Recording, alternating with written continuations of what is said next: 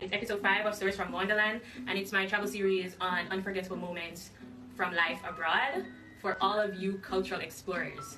Today we're talking about how I met my Muslim ex-boyfriend in a gay French club. Oh god, that's a mouthful. But yeah, how did I meet? Ended up meeting and dating a Muslim from going to a gay club. So actually, this was like my first. I'm nervous. I'm nervous. Do I want to tell all of these things? So, hey Billy. So this was my first like semester. This is when I just moved to France, right? And it was actually one of my first group trips, like group cut. Mommy, why are you in this? Oh god, my mother is in this live. Why join this live? This is what you want to hear, mommy? Anyways, back to the story. So this was my first like couple months in France, and it was my first group outing. So actually we went bar hopping. It was like winter, so it was kind of like November going into December, and it was winter time, and we were going bar hopping, and we ended up at the end of it when we were halfway drunk. We ended up at this gay club in Toulouse, in the south of France, where I lived, called the Shanghai. Oh my god, the Shanghai is the best, one of the best clubs. It's just one of my favorite clubs. High energy, you're just free to just let loose and do whatever you want to do. No judgments, nobody you know, checking you, or you just do whatever. Anyway, so we're a group.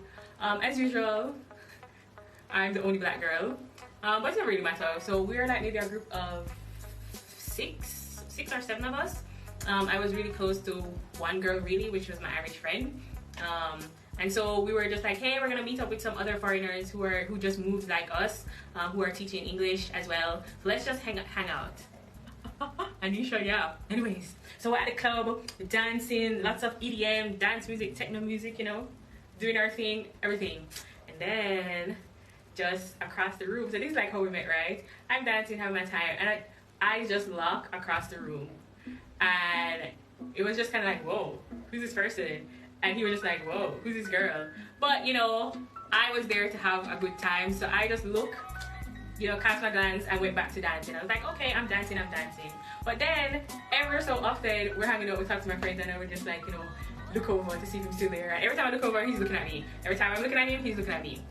And so I told my Irish friend, I was like, oh my god, there's this guy that I like. He looks cute. Wow, one of the cuties that I found so far. He's looking, and she's like, oh, are you gonna go over and talk to him? And I'm like, what? Me? Go over and talk? So this is me with my Jamaican self. What? Go over and talk to this guy? No. Do you see me? I'm hot. Do you see this? He needs to come and say hello. Little did I know that basically he was over there telling him friends the same thing, like, no, I'm cute. If she wants, she's been throwing me looks and glances. If she wants to talk to me, she needs to come over here and come talk to me. So basically, while our eyes lock and we keep on looking at each other, the two of us was too hot for our own good. Too hot, be like, I'm hot, you come. No, you come, because I'm hot. Exactly, even more than me. Basically, he was on that. So the whole night, we're just kind of like back and forth in this sort of like standoff. And then, I don't know, maybe it was the universe, maybe we were fortunate. So my group kept on inching, so we're on different sides of the room, right? But my group kept on inching further into the middle of the dance floor, and so closer to him, right? And I was like, yo, I'm not doing it. My group has already done this. I've done it. I am closer to you because I'm now dancing in the middle of the dance floor. You need to come over here now. Still nothing. Like, I'm still having fun because I'm just here to dance, party up. More than halfway into the night, we're doing this back and forth positions, and more than halfway into the night, finally, he'll come over and said hello. There was like some space, and he finally came over and he said hello, right? And so, like, it was immediately, there was just this sort of like comfort. There was also, we started talking in English. So there's this one thing that happens, like when you travel, whatever language you start with, when you meet somebody, that's kind of like the language that defines your relationship. So even now we speak in English mainly. Anyways, I didn't know that much French. But yeah, so we started talking in in the club. I mean, it's not like the best place, just kind of like eating my ears. It's not like the best place to have a conversation. Everything was comfortable and everything, and then we started dancing. I was like, okay, cool. And he was like, what you doing in here? And I'm like, what you doing in here? He's like, what you doing in the gay club? I was like, what you doing in the gay club? He's like, well, the gay club have good vibes. I'm like, yes, the gay club have good vibes. So we like ended up agreeing on like a lot of things, but this was a clincher. Boy, traveling is just a whole bunch of faux pas. What happened next was basically we ended up in a fight. We were almost boxing. So we're dancing, having all this fun, and getting closer. Dude leaned in, trying to kiss me. I was like, what you do? I was like, straight, right away. My pants come out. Like, what you do? Back up. And he was like confused. He's like, what? Don't you want? I was like, you're cute and all, but I'm not about to kiss this. I'm not about to kiss you. I just miss you. I don't know. I was like, I don't know where your mouth been. He was so shocked. So basically, for persons who don't know, this is like, I don't know if it still happens, but this was sort of like socializing club culture in Europe. Like it's not uncommon. You see a guy, you like the guy, or you see a girl, you like the girl, that you go and you guys start making out. And this was just not my life, right? We don't do this in Jamaica. Well, I don't know, maybe they still do that in Jamaica, but we were not doing this. And I was like, what is going on? Like literally, I'm like, I don't know you, I don't know where your mouth been. This is a problem. So we ended up offending each other a little bit, and we went into this debate. And he's like, it's not like a big deal, it's just a kiss. I'm like, swapping saliva, swapping liquids. This is no. I think now in times of Corona, we can really appreciate that, you know, the swapping liquids is just not it. So we had in the middle of the club, over in the corner, having a debate about, yeah, but this is my culture and this is just what it is, and going back and forth of, but when in Rome, and I'm like, nah son, no. Anyways, it wasn't like super tense, but we just had that sort of like friction. He's like, you know, it's fine, you know what's kiss, he's just like, it's just that several people are gonna try to kiss you in your stay in France, so you need to start getting used to it, or have a nicer response than, I don't know where you're moving. That is a little rude, a little insensitive. I was like, okay, I'll work on it, but there will be no kissing tonight. And we danced and everything, and he ended up hanging out with my group of friends for the longest time. And I was like, how did you see me? He's like, well, one, like I was just hanging around and looking, you know, and there was just like black girl. So, you know, obviously I'm just going to look because black girl in a sea of white. So it wasn't like that hard to spot you. And then another cultural thing that happened, he was like, and I could tell that you are a foreigner, you do not belong here. I was like, how? He's like, you're in a sweater in the club. So that was the biggest takeaway, which was so true, right? Even though it's winter, like people don't wear, so I had on like a sweater, like a thick sweater in the club, and it was actually getting kind of hot earlier, and I was like, shit, I can't take this off. I can't, because I didn't layer. That's one thing that you're supposed to do when it's cold, right? You want to layer your clothes. You don't want to have just all heavy things and then you can't take it off, because when you get inside is going to be heated, it's going to be warm. And he's like, yeah, that was the first sign that you are not from Toulouse. You're just not from here. And I was like, yeah, this has been bothering me.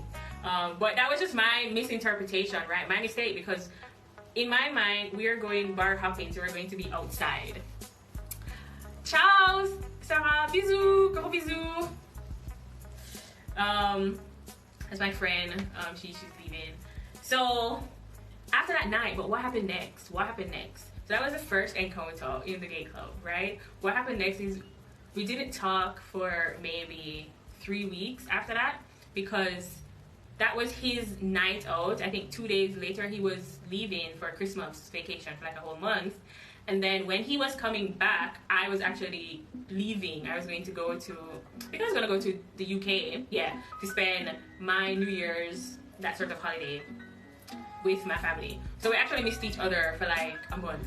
When I was in Toulouse, he was not. When he was in Toulouse, he was not. And then, so we sent like maybe a few messages on Facebook. And that was it, just silence. And then after that, when we finally, just before I was going to go back to France, because I had told him the date, I was like, do I tell this guy when I come back? Like, this was my paranoia, just like, danger, do you want to tell all of your dates, your return dates to this stranger person that you just met? So I was like, you know what, I'm just gonna risk it, whatever. So I told him my date, and he actually remembered what day I was coming back, and so he messaged me the day before, and was like, you know, hey, we ended up having this huge long conversation. And still, when we were still in France, when we were both in the same place, I still did not meet him because he was working. So to tell you about him, he's an engineer. He's French, but he's Senegalese. He's tall. I'm not gonna tell you his name. Yeah. So he had work, and our schedules was just not matching up. And he goes to bed early, and I'm a night person.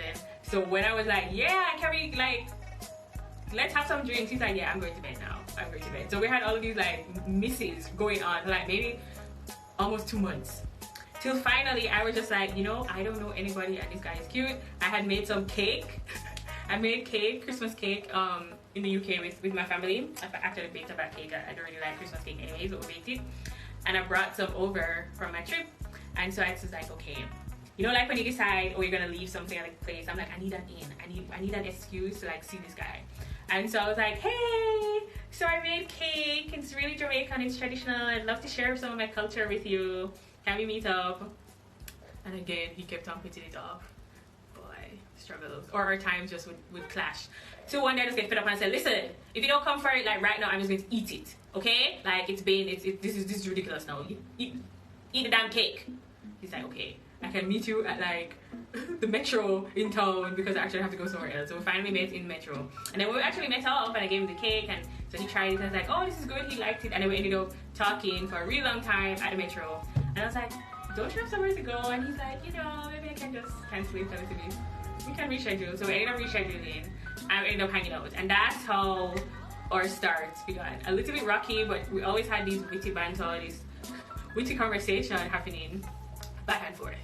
So let me tell you, you guys have questions, and I'm just going to answer the questions that you guys asked. So one of it was like, what's he up to right now? So he's still an engineer. He's still living in France. He's an aeronautic engineer. So aeronautic? Well, it's aeronautic and mechanical. Anyways, aeronautic engineer. So he designs plane turbines, something like this. Something to do with designing planes. Basically, in Toulouse, everybody is an engineer because so many people are engineers because the headquarters of Airbus, which is an airplane manufacturer, is actually in Toulouse, in my town. So that's what he's up to right now. Still an engineer, just enjoying life. Then, you guys, I already told you why he was in the gay club. He was just like hanging out the same way vibes for me. Somebody else asked if I thought, did I think he was gay at first? And like, no, you know, I did not think, even though I was in a gay club, I didn't think he was gay because I'm not gay and I was in the gay club. So I just, and most of my friends, most of the people in the group that I went with were not gay, right? And we were just hanging out. So I didn't like assume he was gay just because you're in the gay club. How long we dated for? We dated for like a year and a half. There was a little bit on and off challenge at the end, but we dated for a year and a half.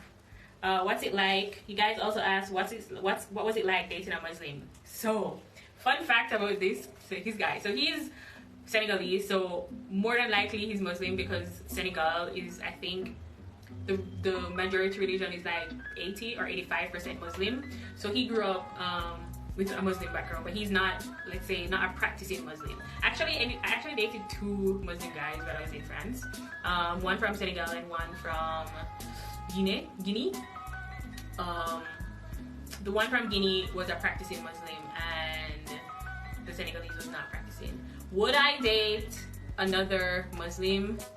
Sure, but I would not, I don't know, I don't think I would date another practicing Muslim. I think there's a little bit of clashes that just didn't work out. It wouldn't work for me. Yeah, but you know, dating a Muslim, the practicing one, they did their 5 prayers and they would lay out the mat. I forget the name of what the mat's called. And you know, they would say, first they would do ablutions, so they would do this sort of like cleansing ritual before they get the prayer, so it's like just prepping, and then you would pray and you would repeat it. I think each period there's a different prayer. And yeah, my Senegalese guy, he didn't really do that too much, but he did have one. It was like hidden way. There was this one time where I was helping him like emptying his closet. Like I don't remember, and it was like stuck way into the back of the closet. And I was like, what? I was like, you have a prayer mat? He's like, I'm Senegalese, I have to have a prayer mat. He also grew up in a polygamous family.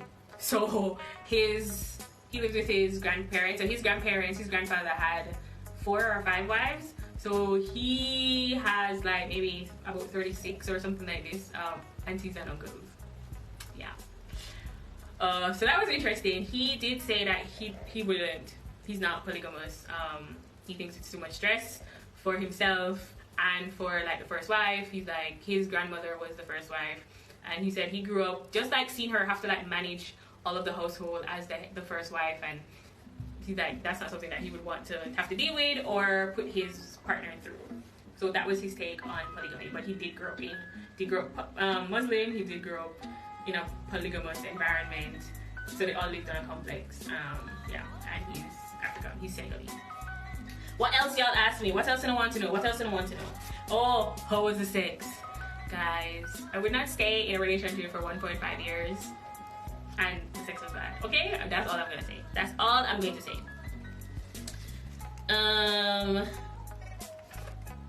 Oh, who broke up?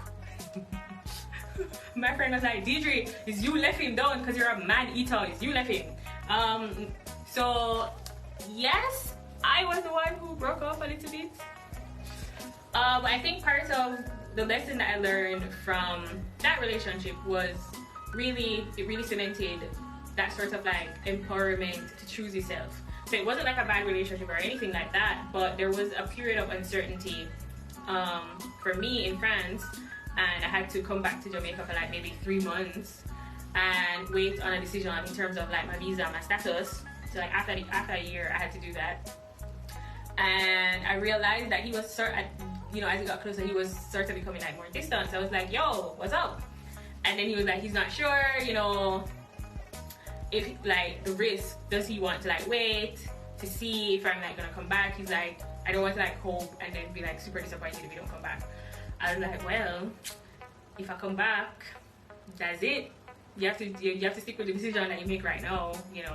It's just 3 months. Like, it's not gonna kill you, really. I mean, I get the disappointment part, but if you don't feel like you want to risk or see or take that risk for 3 months, it is what it is. But I think I'm worth taking a risk for 3 months to see, and whatever your decision is, that's just your decision.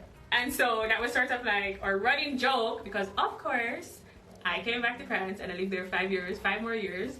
And so every time we'd see each other, we'd like meet up or chat or whatever, and he's like, you're still here. I would move to a different city and all the things. That truck. Move to a different city, move to India, come back to France, everything. And he's like, oh, you're still in France? I'm like, yup, still in France. And he would just sort of like, smile and nod because he got the message. But our relationship was like always fun, we always laugh. We have tons of just like jokes and good times. And he actually was the one who really opened up travel and Africa, the continent. Mainly Senegal.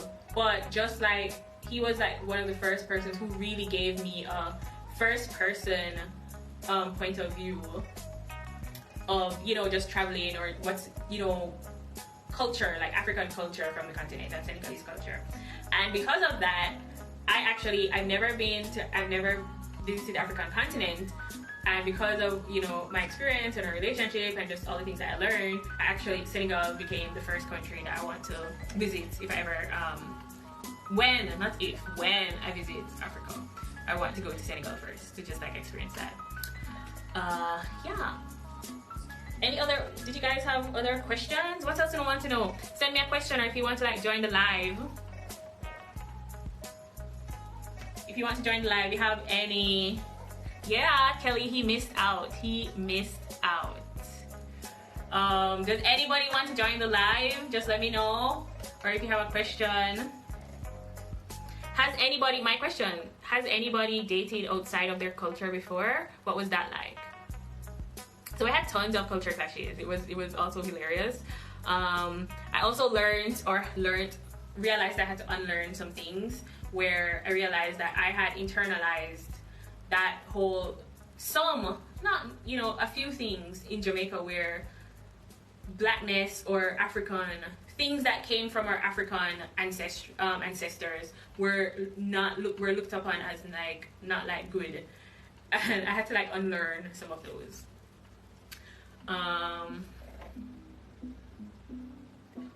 Did I ever get to visit him at his engineering? So actually, no, I did not get to visit him at his engineering job, but we did work at the same place. So I ended up, he worked at Airbus and I worked at Airbus, but we didn't work at the same time. Yeah, and we didn't work at the same branch. There was one small overlap, and we didn't work at the same branch. So I did visit the aircraft plant because it's Airbus, and my office was actually attached to a hangar. So there was this huge, was it it wasn't an A230, it was like one of the big, not a beluga, but one of the big airplane hangars was attached to my office. Every time I walk down the corridor, I would just look and you just see a huge plane just parked beside. Am I back in Jamaica? Yes, I'm back in Jamaica. Kelly, you dated an Arab man. Listen, come hop on this live and come talk to me. Tell me how that was. Arab guy, and how was working at Airbus? So at Airbus, I worked in internal communications and HR. It was really quite fun. It was good. I met a lot of people and I worked with a lot of nationalities. So, yeah. Hey. I'm in the bed, wash my hair, so. No worries. So which one do you want to know about, the Arab or the Vietnamese man? So, I wouldn't say I've dated an Arab guy. We had some situationships. So I'm personally more interested in the Vietnamese guy. But which one was like more dramatic? I don't know. Which one was a bigger culture shock for you? First, tell us your background, like where you're from, and then. I am from Washington D.C., but I live in Virginia Beach. The typical regular black girl. Yes. So okay. So I'll start with the Arab man. It was okay. We dated for a little while, but it was good. He treated me really good, but no, he was not truthful about a lot of things about like his culture situation back home because which country? He was from Saudi Arabia. Okay. Yes, but I did not know. Hardcore.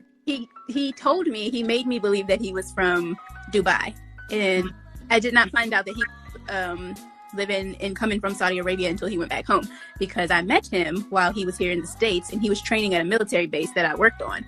And so he was here for about a year, and I was like, that's how I met him. And so everything was good. We clicked, we connected, we started dating. And then when it was time for him to go home, he was like, I can never bring you home to my parents. It will never work. They will never accept you. And I was like, what? I was like, I know this.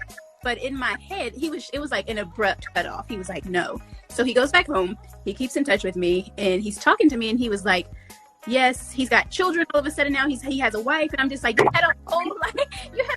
Yo, this is like a huge stereotype of, when I was in Europe, this was a stereotype. Even within the African community, diaspora, where they're like, listen, you have to be careful about these African men. They will have a whole ass family back home, wife and kids, and be living with you as a single bachelor, like, so I was surprised because I was like, what is going on? I was like, you just left here a month ago and all of a sudden you have children, you have a wife. I'm thinking, no, you had all of this while you were here with me. So it was really crazy. And this day he's like calls and he wants to text and I'm like, no, you're married, like, please, like, I'm fine.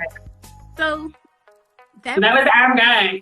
That was the Vietnamese guy that was actually a beautiful surprise because I was shocked. Like, it was great. But like I was about to say in the comments, it didn't last because we were like two ships passing in the wind. I was going this way and he was going another way. But it was great because I didn't really have any expectations of him.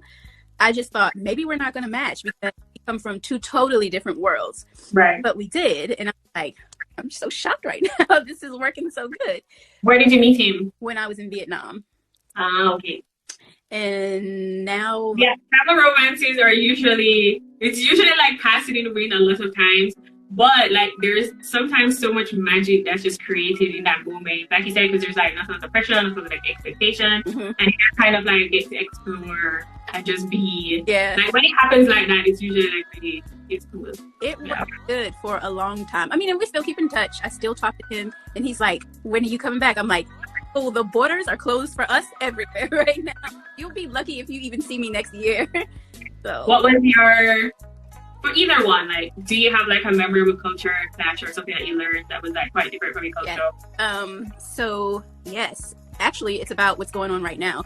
He was kind of a Trump supporter. He was thinking that he was like great for us. And I was like, no. I was like, you can't comment on things that you don't know about. I said, you don't know the structure of America. I was like, we are not a communist nation. Like, if this works for you, it's not working for us. I was like, we can't live like that. And he was very firm on his beliefs that like Trump was going to be great for us and that he's doing the best thing for our country. And so we kind of got into it a lot about that.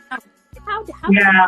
Politics, religion, these are usually like hot, and you know, like racial topics are usually like the hot ones. Yeah. Like figure out. And also too, he had said that he's never met like a black girl before. And I was like, so many tourists come through Vietnam and you've never met a black woman before? I was like, well, let me introduce you. So, I mean, it depends on like regulations and stuff like that. I've been in town with friends that they met. I'm the first black person. You know, I had a friend who went to this town. She went with one of her friends, but he was white, and they rented bicycles there, so they were riding around town, and people literally opened their doors just like because of that girl with big afro was just riding. That's so funny to me, but it was good. I learned a lot from him. He learned a lot from me. We had some differences, but it was. I think it was a beautiful surprise to me because I never in my life would have ever imagined that I would date someone like that. So it was good. It was good. Thanks, Kelly. I'm going to hop off, see if anybody else wants to share. Yes. Thanks so much. See you later. Lisa, aren't you in an interracial? Do you want to share? How did you meet your husband? Or tell me another story. Are you going to share? One more. I wonder if she's gonna. It might be super sleepy now. I don't know what time it is. What time is it in Japan? Is it morning time? Trying to see if Lisa is gonna share how she met her. Il est français. Is he French? I don't know what it is, but non-Jamaican husband. Or some cultural like mishaps that she's had. Is she getting ready? Is she gonna answer?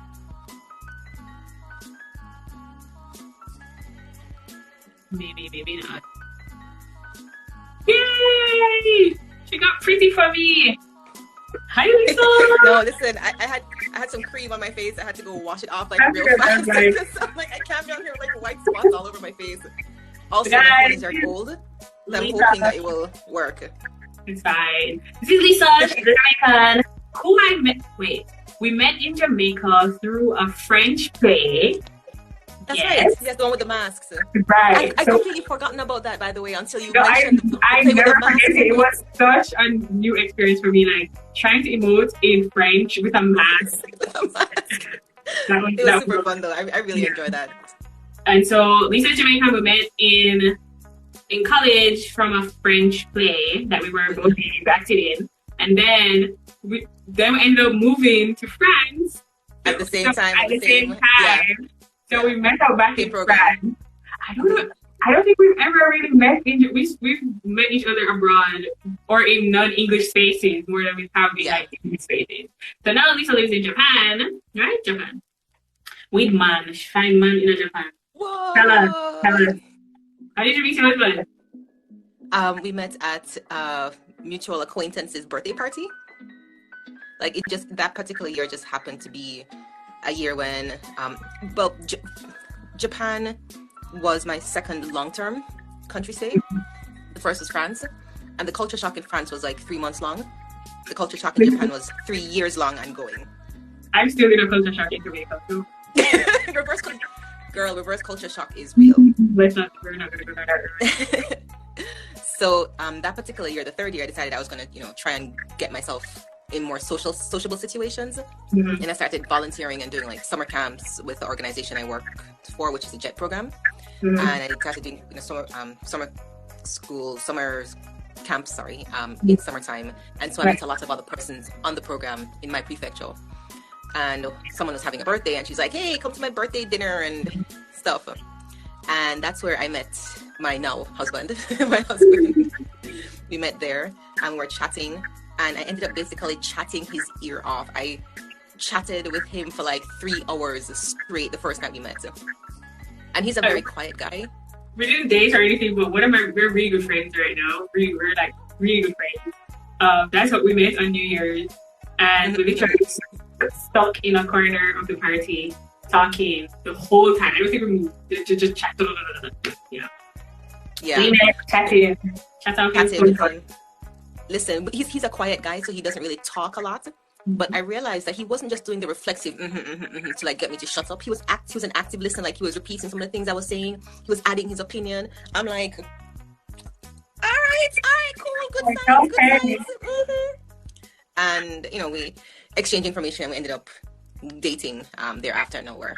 What are those like clashes that you had to figure out? Oh man, well, I realized first, well, just like what you said earlier about being in, because he's American. And I always thought I knew Americans, but America is huge. And you have East Coast, West Coast, Midwest, Southern, which I only ever knew New Yorkers. And New Yorkers and Cali. Yes, exactly.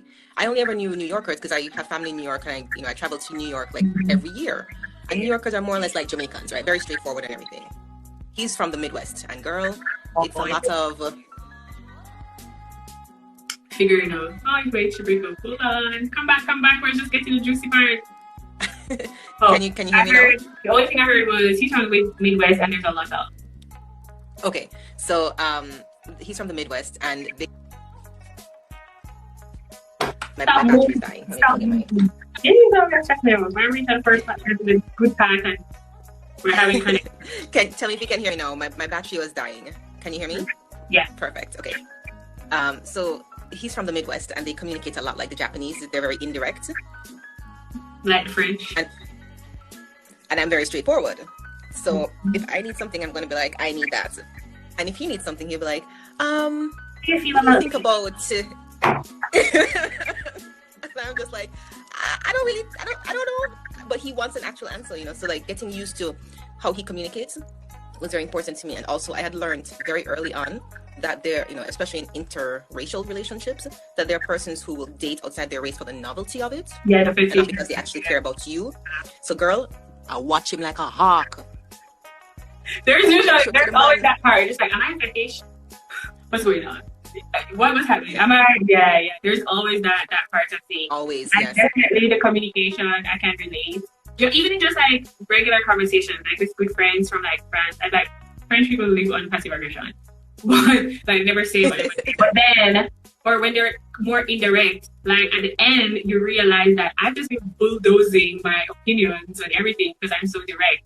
I just take up all of this space. Because they're like, what do you think about it? And I just like, no, because that's just like, that's my, I just think that you're asking me, what do I think about it? And, yeah, exactly.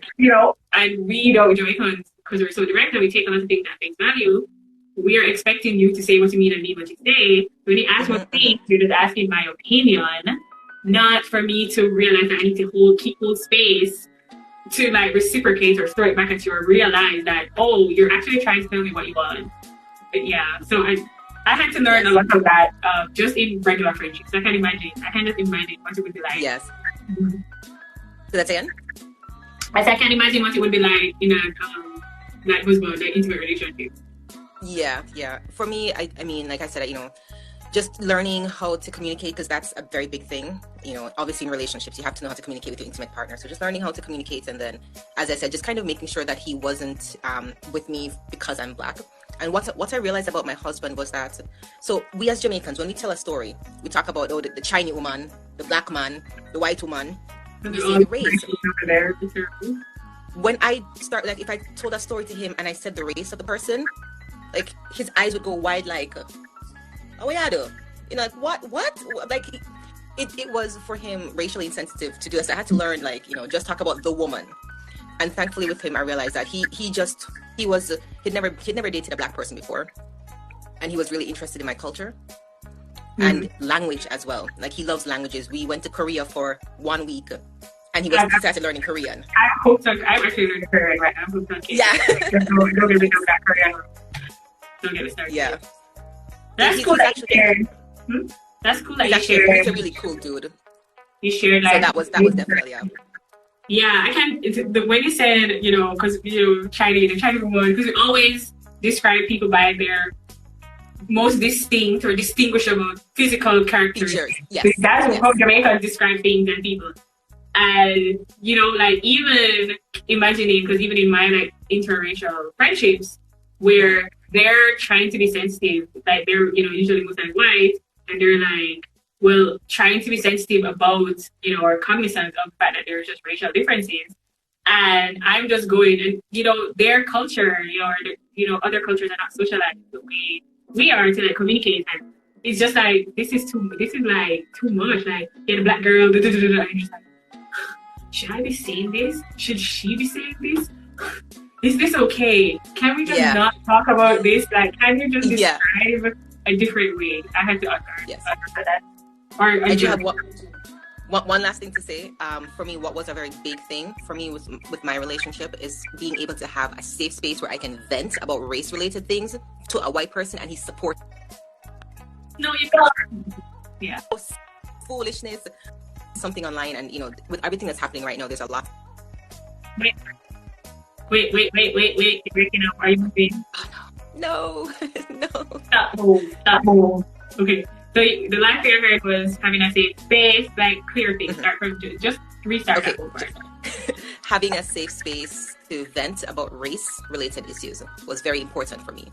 That was one of the things that really made me fall like really hard for him, because I had a safe space to talk about any frustrations I had, and especially right now in this climate where there's a lot of racists online showing their behinds, and their interactions that I have in my daily life that are questionable. I can come to him and rant like, can you believe this person said this to me? And he is super supportive. Sometimes he even gets more, he gets more upset than I do at certain things. And, like somebody will say something to him and he's like, can you believe this person said this to me? And I'm like, okay. Yeah, or no big deal. I don't want to react today. Yeah. So it's been a lot. So lots of learning, a big learning experience, and that's my experience. Thanks, Lisa. Oh my God, sure, guys. DJ. We're gonna hang out. Bye. I think this chat was so great. Oh my God, we learned so many things, so many topics coming out about having intercultural relationships, friendships, boyfriend, girlfriend, different races, dating with different races, just meeting people, how we date abroad, having, that sort of like, when the timing and everything just clicks, like that sort of magic that happens. So if you want to find out more, I do have on my blog, I will link it, about my dating experience in France. Oh God, also there are some other funny jokes. I made so many mistakes.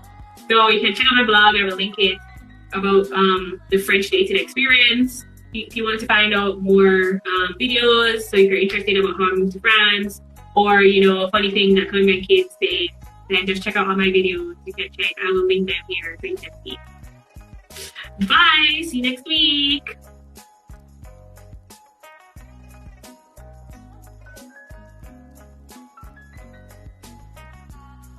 So, episode 5.